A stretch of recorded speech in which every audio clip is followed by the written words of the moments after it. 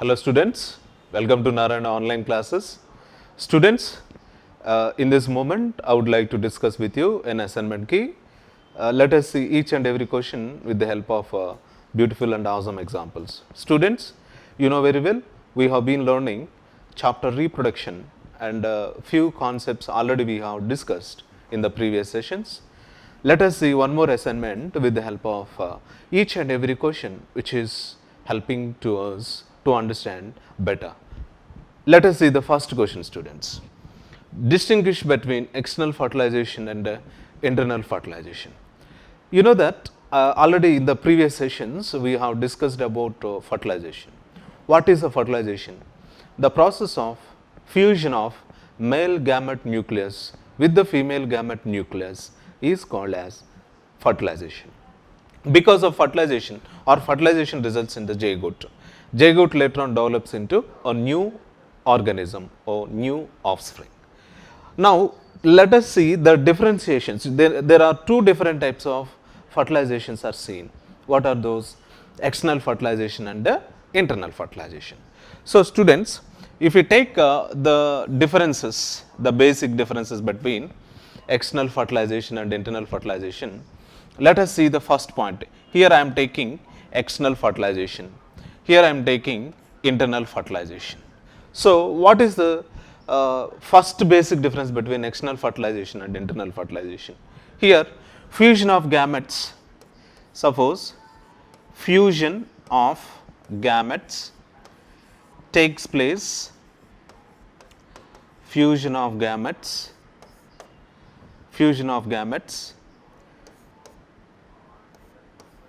takes place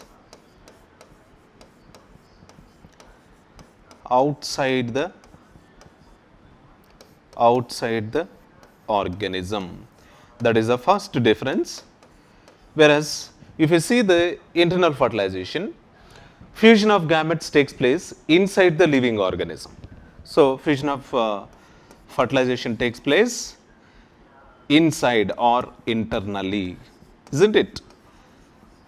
So, here gametes are generally fused together outside of an living organism, whereas here gametes fusion takes place inside the living organism. That is a basic difference, first difference what you have to know in between these two.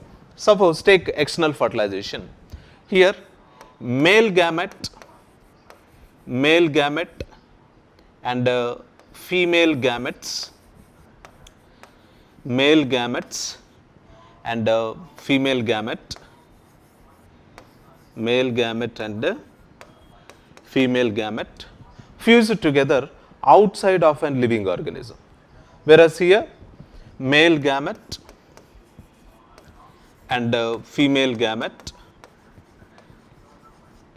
fused together inside the female reproductive tract. Okay, that is a second basic difference which you have to learn in between these two. What are the examples for external fertilization and where you can see the external fertilization? Most probably the external fertilization is seen in the organisms like Pisces and even the amphibians, Pisces and amphibians. What are the examples for Pisces? Fishes, which are grouped in a phyla or a family called as Pisces. Amphibians, fishes. Fishes are nothing but they belongs to Pisces. Amphibians are nothing but frogs, toads, and even terrestrial amphibians, Amphioxus, all together comes under amphibians. These two major phyla, they shows external fertilization. Whereas internal fertilization is seen in, best example, all mammals shows including humans. All mammals including humans shows internal fertilization. Not only mammals, even the reptiles also shows the internal fertilization. Clear, students? Going for second question. Think why testes are located outside the abdominal cavity. Suppose take a human reproductive tract, male reproductive tract. So, if you carefully observe the male reproductive tract or male reproductive system, in this male reproductive system, testes are located outside the abdominal cavity. If you take the testis, the pair of testicles are located outside the abdominal cavity. What is the reason? What is the reason? In mammals, male reproductive system plays an important role where in the copulation process. Here, this male reproductive system helps in the process of copulation, especially the copulation leads to internal fertilization. Copulation leads to internal fertilization. So, if testicles are located outside the abdominal cavity, there will be a chance for copulation. Copulation is nothing but which leads to internal fertilization. Because of these characters, the male reproductive system has testicles outside the abdominal cavity. So, what it indicates? It indicates a chance of fertilization, a chance of internal fertilization. For proper reproductive process, the testicles are located outside the abdominal cavity. Clear, Nana? Going for next question. Let us see the third one. Describe the structure of human sperm cell with a diagram. So, they are asking you to describe the structure of a human sperm cell. If you carefully observe the human sperm cell, generally it looks like this. So, what are the various parts? What are the various parts of human sperm cell? So, this is a common structure of human sperm cell. So, the sperm is a microscopic structure. It does not visible to our naked eye. We need a special microscope called beam, X-ray beam microscope, which helps to identify this sperm cell. So, what are the various parts of this sperm cell? There is a head part, there is a head part, and there is a neck part. This is exactly the neck part, and there is a middle piece, and there is middle piece, and there is a tail. These are the various parts that are seen in a sperm cell. First point I am reading. A human sperm cell is made up of head, middle piece, neck and a tail.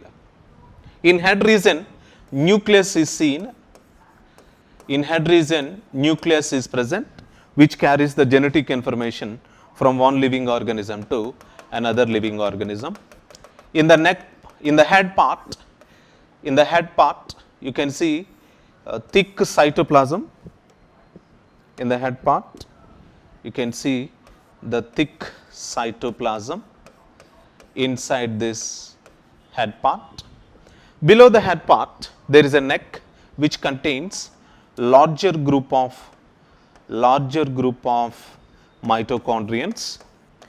These larger group of mitochondria which helps in the process of production of energy. While the sperm cell is moving from male reproductive tract to female reproductive tract after the copulation, what will happen? The sperm cell is required energy. This energy is utilized for the process of fusion or fertilization. Clear?